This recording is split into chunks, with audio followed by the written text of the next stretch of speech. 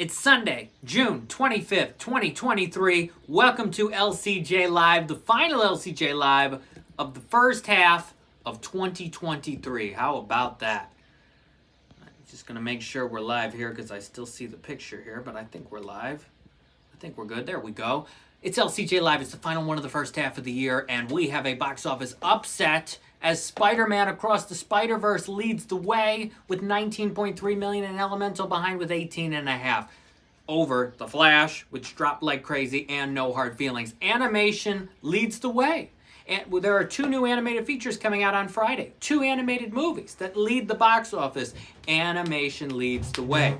As it kind of should be. The most talented people working in the entertainment industry are in animation. The most skill, the best writing, the most imagination, the most experience, the most talent. They're working in animation.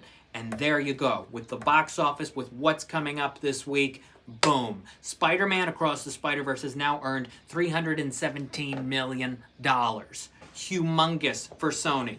The next part of this, which is supposed to come out in March, it's going to probably do even bigger than that. Could get to $400 million domestically. It's incredible numbers for Sony. They are over the moon today. They're having parties. They're celebrating being number one again. And Pixar should be having a good day today, too. 18.5 is a small drop from the 29.5 last weekend for Elemental. The word of mouth is strong. It's at 65.6. What did I tell you? I said Elemental would be a long-term play. I said kids were not out of school yet. There were a lot of kids who were in school until Friday. They weren't going to even devote Monday, the Juneteenth day off, to going to a movie necessarily because they have to study for the dreaded final exams. Elemental, the word of mouth, the fact that older people, the core demo who should see this, the 20 to 40-year-old crowd is going. They're listening. They're learning that this movie is really good, and for them, they're going. Elemental hopefully gets to 100 million, even with Ruby Gillman in theaters this weekend, and we'll talk about that in a minute. I still think Elemental will do well next weekend. You have The Flash, which dropped 73%. My God. 55 million last weekend, down to 15.3 million this weekend. It's at 87.7, I believe. Something like that. Wow. A Warner Brothers superhero, DC superhero movie struggling to get to $100 million. I think it'll get there, but my gosh, it's not going to do much more than that. Black Adam did $168 million, and that's going to be considered a gigantic blockbuster compared to the numbers that The Flash is doing. Ooh. No Hard Feelings right behind The Flash with 15.1 million this weekend. Look, that could flip-flop. You could easily see No Hard Feelings coming in third for the weekend and The Flash being in fourth when the actual results are released tomorrow. Here's what I say to the 15 million from No Hard Feelings. I thought based on the packed Saturday night showing I went to a week ago yesterday, preview showing, oh, maybe this could do 25 million and be number one. All right, I was a little high with the estimate, but I thought it might actually get to 20 million, and it didn't. It only made 15. For a movie that Sony has sent Jennifer Lawrence around the world, name a country Jennifer Lawrence has been in it in the last 2 weeks to promote this movie. And here in America, it only does 15 million. R-rated comedy? Yes, she has some star power still, but still, to me, if I'm Sony today, I'm going, okay, we did okay. But the budget was 45. I don't think they're going to get the budget back.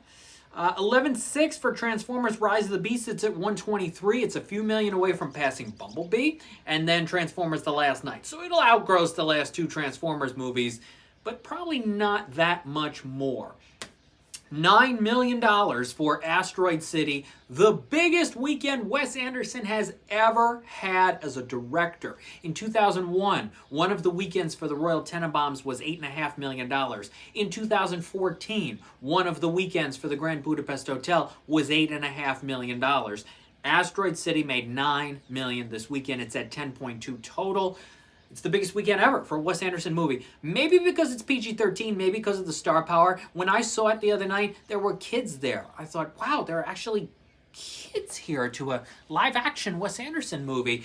French Dispatch and Grand Budapest Hotel were not for kids. You could argue Moonrise Kingdom was. It was about kids. It was PG-13. And this one is about kids to an extent. So you actually had some families going to see Asteroid City this weekend. Wow.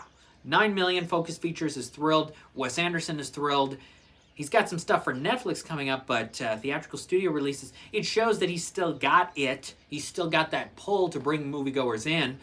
French Dispatch didn't do a lot when Searchlight put it out in October of 2021. What did it do, 16, I think, total, something like that? I think Asteroid City will do more than that unless it has huge drops. But better than expected for sure. Right behind it, The Little Mermaid with 8.7 million. It's at 270.3 for Disney. It will not get to 300. Then you've got Guardians of the Galaxy Volume 3 with another 3.5 million.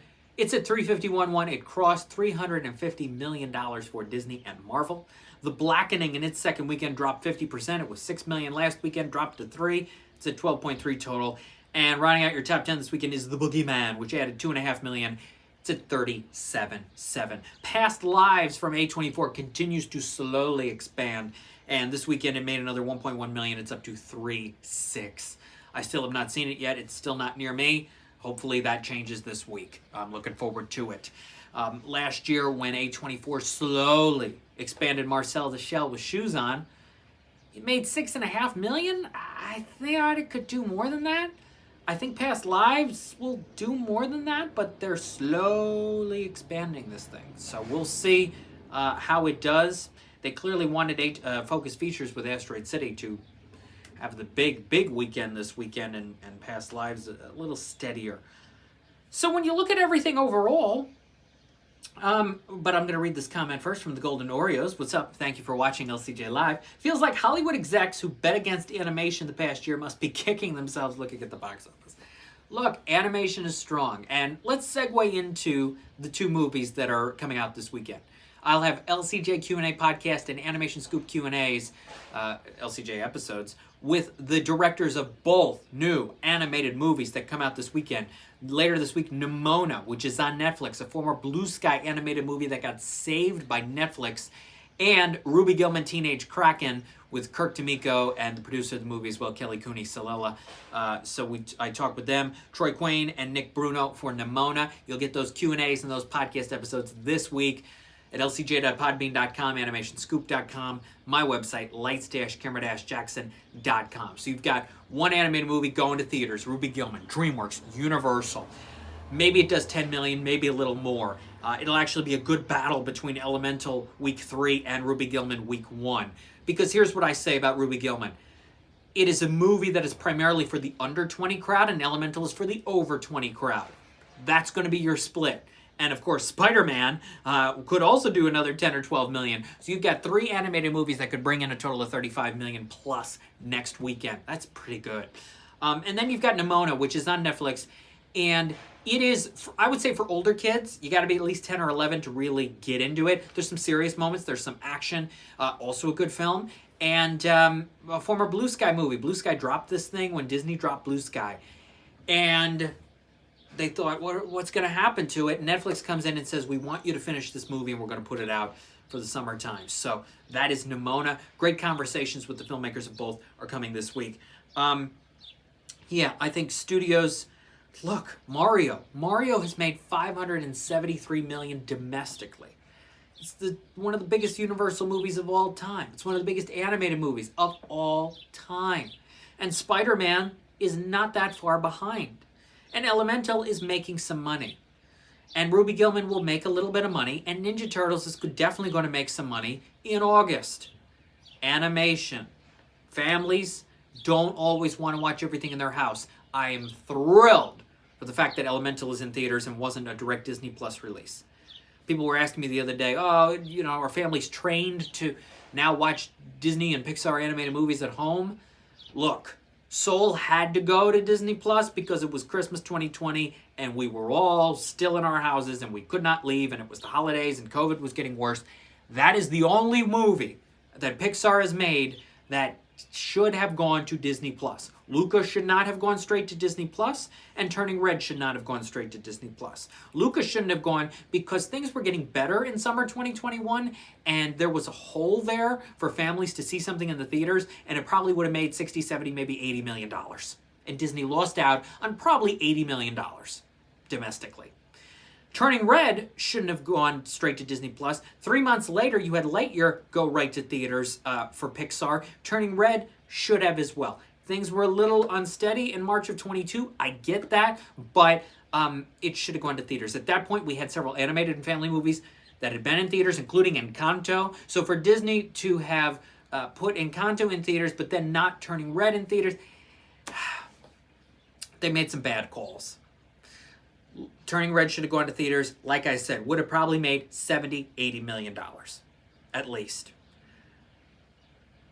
Encanto made close to 100 before it went to Disney Plus, and then you had Strange World. Now, Strange World didn't work. You know, it just didn't work in the theaters. And at home, people have watched it, but it only made $38 million because not necessarily what was going on with the health of the world at that time, but there were a lot of families just not interested in seeing Strange World. I went to see it on a Friday, first show of the day, and it was packed. The theater was packed with families. So I thought, okay, maybe this will actually make some money. And that's the biggest day it had, I believe. It made about $5.5 million that day.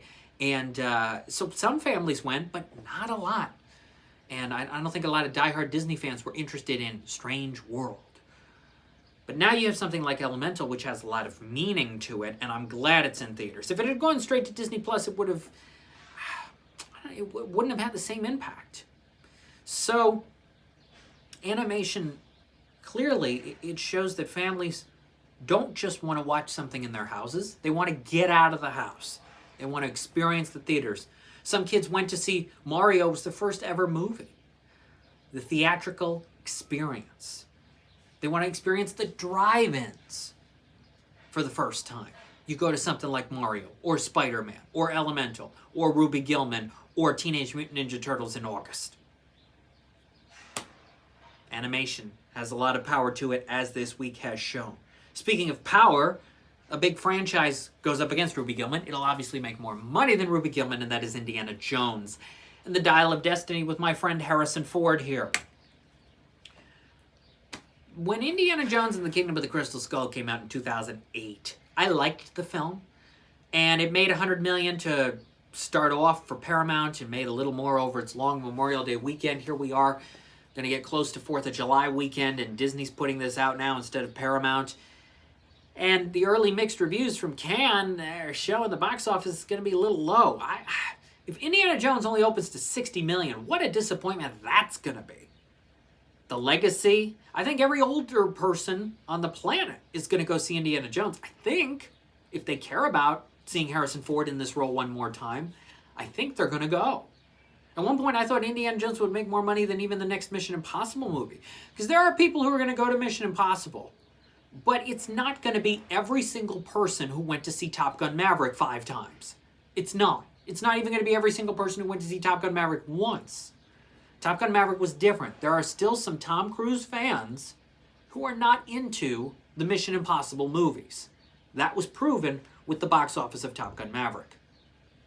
I think Tom Cruise thinks that this Mission Impossible can do really, really close to what Top Gun Maverick did. It can't. It just can't.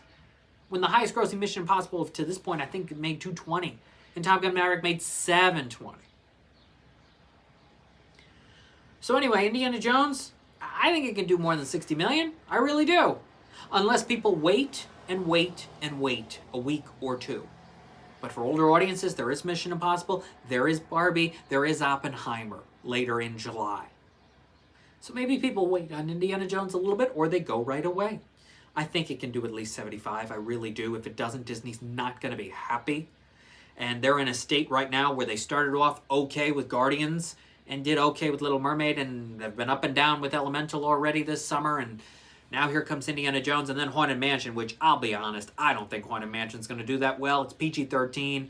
It doesn't look very good. Maybe I'll be surprised, but the fact that no gigantic movies going up against Haunted Mansion that weekend, I think is a mistake. I know it's week 2 of Oppenheimer and Barbie, but I still think it's a missed opportunity. Yeah. So we'll see how that does. But you've got Indiana Jones. I think it can do 75. Ruby Gillman should do at least 12. And Past Lives will continue to expand. If you want to go to my website, that's lights-camera-jackson.com. There's a new blog piece up with my favorite performances of the year so far, the first half of 2023. And I still hope Past Lives is great, and maybe those actors will make it onto my list. But for now, my favorite performances the first 6 months of the year are on the website. It does not include some movies I've watched over the past few days, potentially some good and some okay, that come out in July. It does not include The Sitting Duck, which I saw at the Berkshire International Film Festival with a fantastic Isabelle Huppert, because we don't have an exact release date for that yet. But it is for movies or performances you've seen and heard in movies, voice performances as well, and stunt work from movies released from January to June. So take a look at that on the website. As always, follow me on Twitter at LCJ Reviews, Instagram at LightsCamJackson. So Indiana Jones will be number 1. As far as what's number 2, it's up for grabs. Could be Spider-Man, could be Elemental, could be Ruby Gillman, could be No Hard Feelings. I don't think it's going to be The Flash. It depends on where it all goes. If I had to make a guess right now, I'd say Ruby Gillman will have a shot at 12 million. Spider-Verse could be right behind with 11. Same with Elemental. No Hard Feelings could be at 9. And The Flash could go down to 7. I mean, it could just keep falling. So we'll see how they do next Sunday. It'll be our special 4th of July edition of LCJ Live. That'll be fun. We'll preview how Joyride is going to do, along with some other movies that are coming out for the first weekend of July, and more. Thank you for watching today's episode of LCJ Live. Happy end of the first half of 2023. Have a good Sunday. Have a good week. Hopefully Indiana Jones is good. And I'll see you next time for LCJ Live. Bye-bye.